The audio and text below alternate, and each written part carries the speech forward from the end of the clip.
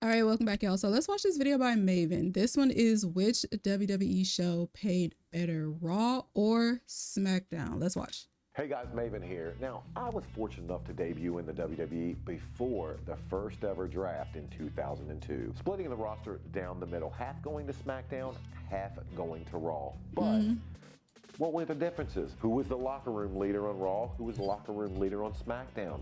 Who did I ride with on my time on Raw? Who did I ride with when I was in SmackDown? And most importantly, how much money did I make? Was it more in Raw or did I make more in SmackDown? Now I'm going to be answering that and a whole lot more in this video, talking about the differences between the brands, Raw and SmackDown. Now the first WWE draft happened in 2002 and I was actually drafted 10th going to SmackDown. So that's where our journey begins. But this isn't going to cut it.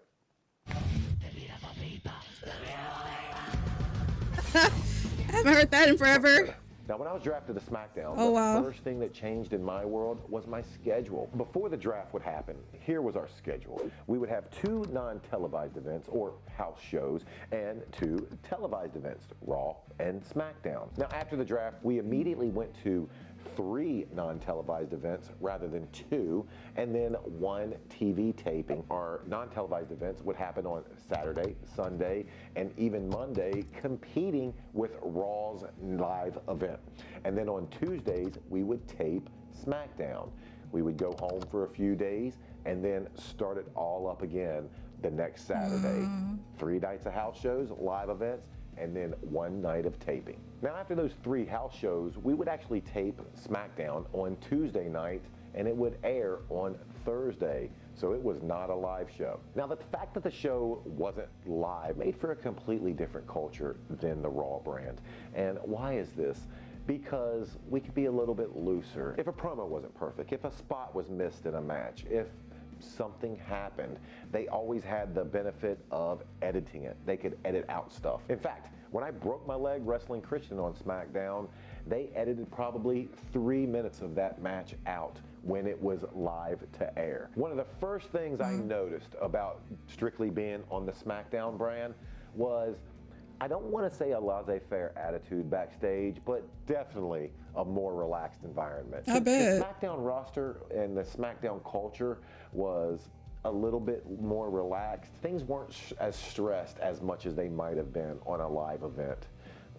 You might be able to arrive at the arena a little bit after 1 and have fewer people notice. Not that I would ever do that. The fact that SmackDown was live to tape, meaning tape it Tuesday, air it Thursday, allowed for a multitude of sins that would never be allowed in Raw on a live day. One of the things that probably was true, I'm not 100% certain of, but they probably sent me to SmackDown for that mere fact, for the fact that I was new to the business and the fact that they knew I was still going to make mistakes. That makes sense. It was a lot easier for them to justify having me on a product that they could edit. And it was a lot easier for them to hide exactly how green I was. So SmackDown at that time was a perfect fit for me. It allowed me the opportunity to make mistakes, to grow from them without completely tanking the show. Now, what was a SmackDown locker room like? Well, obviously, the leader of this and any locker room he's in is The Undertaker. But the other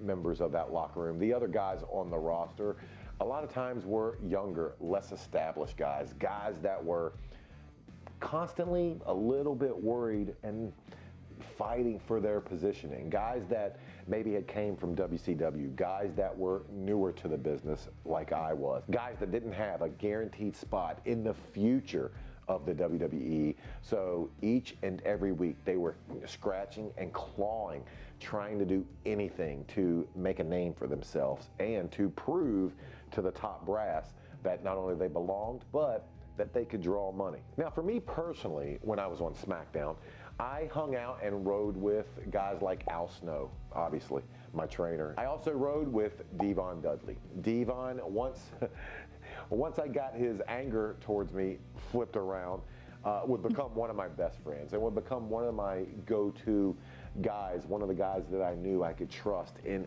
any situation, was never gonna lead me wrong, And we actually rode together for the entire duration that I was in SmackDown. Guys would jump in the car with us. That's Mark Henry cool. rode with us a lot. Eki Umaga rode with us as well. Now, the fact that the roster was split, did that change the people in charge? Well, in some cases, yes. In some cases, no. Agents or producers can't be in two places at once. So there was a certain set of producers for Raw and a certain set of producers for SmackDown. But when it came time to the big shows, when it came time to film Raw, the exact same people that were at Raw were at SmackDown at gorilla position. Who do I mean by that? Your Vince McMahon, your Gerald Briscoe, your Pat Patterson, your people that were going to make sure the show was put on to Vince's specifications. It's not like they were missing any of the shows. In fact, Vince was at every show, every live event I can remember.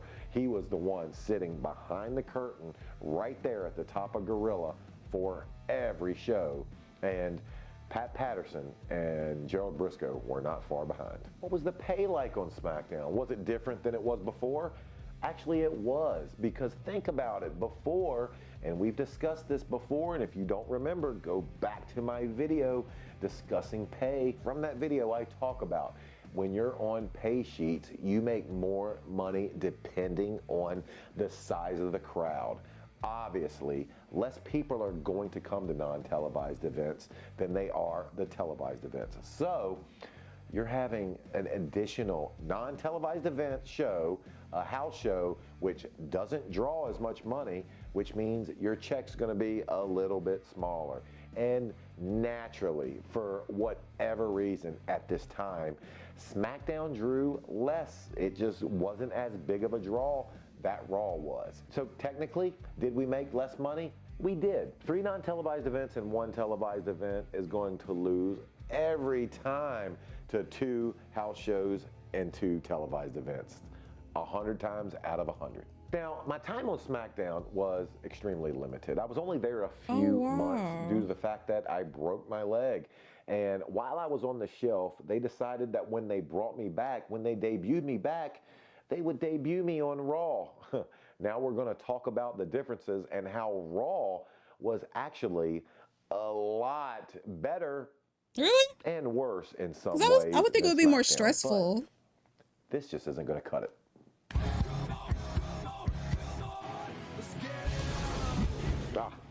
Now I feel back at home. Oh, wow, he's doing the theme. To talk about the difference between Raw and SmackDown, we have to discuss the most important thing. SmackDown was tape, Raw was live. Remember, for SmackDown schedules, we had non-televised events Saturday, Sunday, and Monday, and then they taped SmackDown on Tuesday. For Raw, we started our house shows, our non-televised events, a day earlier. So we were on Friday, Saturday, and Sunday, and then we went live on Monday. And I loved that schedule. It just felt natural leaving on a Friday and knowing that for Friday, Saturday, Sunday, we were going to be wrestling house shows and then having Raw on Monday. And I think it was just a more seamless fit for the fans. I think fans are used to going to wrestling events on Friday, Saturday, and Sunday. And they knew Raw was going to be Monday, so it was a seamless transition. And whenever something's easy and seamless, people are going to want to do it. And when people want to do something, what does that equate to? You got it, more money. During my time on Raw, the money was just better. There's no better way to put it. Raw seemed like it was always a little bit more crowded than SmackDown was. Again, I don't know why. But getting back to the money aspect of it, was it noticeably different? Slightly. I mean, you might make 5 to 10% more just for being on Raw. How did it work during pay-per-views, you might be asking? Well, at the time, they were still, even though we were running 2 different shows, Raw and SmackDown, we would all merge together and seamlessly run one pay-per-view. But this was tricky because certain competitors from each brand would be vying for that heavily desired spot on the upcoming pay-per-view because, as we discussed in an earlier video, at the time, and I know it's not like this now, but pay-per-view meant money. I mean, you would make so much more money if you were actually on a show than if you were sitting backstage at the monitor watching the pay-per-view. Trust me, I was on both sides of that equation, and I know I'd like to be in the pay-per-view rather than in my street clothes on the day of the pay-per-view. Now, if you weren't on the pay-per-view, does that mean you didn't get paid? No, of course not. But your pay would be greatly reduced if you weren't on the show. Guys would vie for those positions on the pay-per-view because obviously, you're in this business to try to make as much money as possible, and you're in this business to prolong your career and advance your positioning. The only way to do that is on the biggest stages, and those biggest stages were the pay-per-views. So definitely better to be on the pay-per-view than sitting back and catering, than transferring yourself in front of a monitor for the evening. That does not make for a good way to spend a Sunday. Now, we talked about during my SmackDown days, I rode and hung out with Al Snow, Devon, guys like that. Well, things changed once I got to Raw, and I pretty much immediately started riding with Randy. Randy was literally a guy's guy. He was the top of the food chain in that business, but never acted like it. He was the first one to offer to pay for gas or a meal or whatever. He was the first one to want to split anything. He never big-timed anyone in any way, and he was truly a joy to ride with. I had some of my best moments in life riding in those cars with him. Now, along with riding with Randy, occasionally other people would jump in the car with us as well. One of the ones that rode with us frequently was Stacy Keibler. Now, Stacy was always great to have because she kept Randy and I on our toes and out of trouble. She was a lot of times the voice of reason, and she was the one that made sure that whenever we were doing something, it wasn't to the point where we was going to be inhibited from getting to our next location. So I thank you for that, Stacey. Now let's look at the difference between the locker room from SmackDown to Raw. And where SmackDown had guys who were more up-and-comers, Raw had more established guys like Kane, Chris Jericho, Chris Benoit, Triple H, who in essence was the locker room leader. And trust me, Raw had your up-and-comers, your guys who were still trying to make their mark, but most of those guys were over on SmackDown. Once you made it to Raw, you kind of felt like you had your place. And I'll be perfectly honest, for me, I was ecstatic when they moved me over to Raw. I always appreciated and I always enjoyed a live atmosphere better. Things just felt different backstage. Things felt crisper. It felt like a tighter running ship. You could definitely see that more emphasis, more importance was placed on timing, getting things done in their proper time. 1 o'clock call time meant a 1 o'clock call time. A practice for a promo meant you were practicing to get those lines perfect. And if you were planned to be in a specific segment, they weren't going to wait for you. Ain't no playing over there. Because they knew the show had to run on schedule. Yeah. And trust me, you did not want to be that one person that messed that schedule up. When you're on SmackDown, worst case scenario, if you mess up a line in a promo, you can always retape the thing. Well, if you're on Raw, you do not have that luxury. Once a promo is cut, it is cut. A lot of the segments that you see are known as pre-tapes, and most of the time, a lot of them on Raw are done live so you can hear and get the crowd reaction. But sometimes they're not. Sometimes they're pre-taped, but even still, you're not going to be able to spend forever on them. Most of the time, you're going to get 1, 2, maybe a third take, but the production crew can't spend forever trying to get a simple 30-second pre-tape done. So the pressure was always on to perform. I remember the night that I was the Raw general manager. It was in Indianapolis, and I was involved in, I want to say, probably 10 or 11 segments of that night. That was 10 or 11 more segments than I was normally in. So I had to learn lines. I had to learn staging. I had to learn promos. I had to also have my match with Hunter. I was literally moving and working and prepping the entire day. This is making me anxious. That night, at the end of that night, when when I got through Gorilla and immediately saw Vince, and he, gave me his approval and told me, amazing job. Wow. It meant so much more. Why? Not because it was coming from Vince. Of course, it's great hearing it from Vince, but because it happened on a live show. There was literally no room, zero room for error. And knowing that I was able to perform in a live environment like that, it felt so good. So now we've went over both shows, SmackDown and Raw, and we've discussed what the differences are in each. Question is, which one did I prefer being on it? Was it the laid-back, lackadaisical atmosphere of SmackDown, or was it the pressure and the schedule that I preferred on Raw? Well, no mystery here. It was most definitely Raw.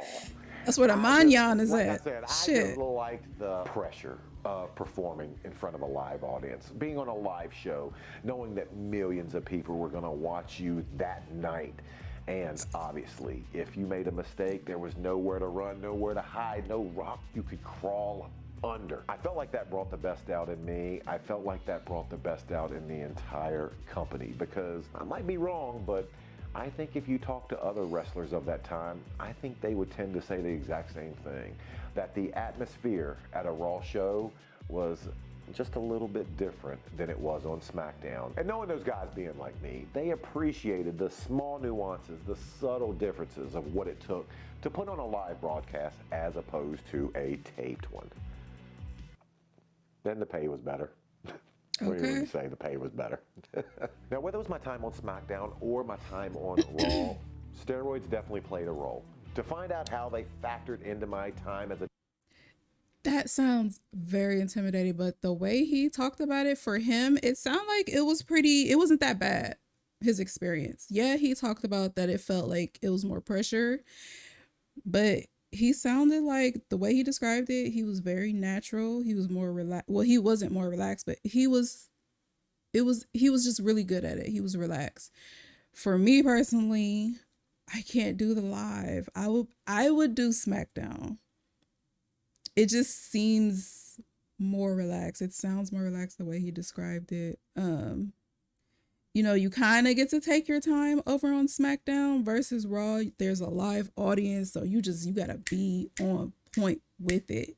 You got to be on point with SmackDown too, but it's like a little less pressure. So for me personally, I think I would be more comfortable on SmackDown. Would I eventually want to transition over to Raw? Absolutely. That's where there's more money. You know what I mean? But I don't know, just hearing him describe it gave me anxiety because I have stage fright sometimes. So just imagine being in front of a live audience. That pressure will definitely be on you because you have to remember all your lines and all of your moves. There's no room for mistakes. So I love hearing his little stories. They're so cute, and he's always so enthusiastic and happy to tell them. I love listening to him tell his stories. But that's gonna do it for this reaction, you guys. Make sure to leave some likes and comments down below. Let me know what you guys think, and I will see you on the next one.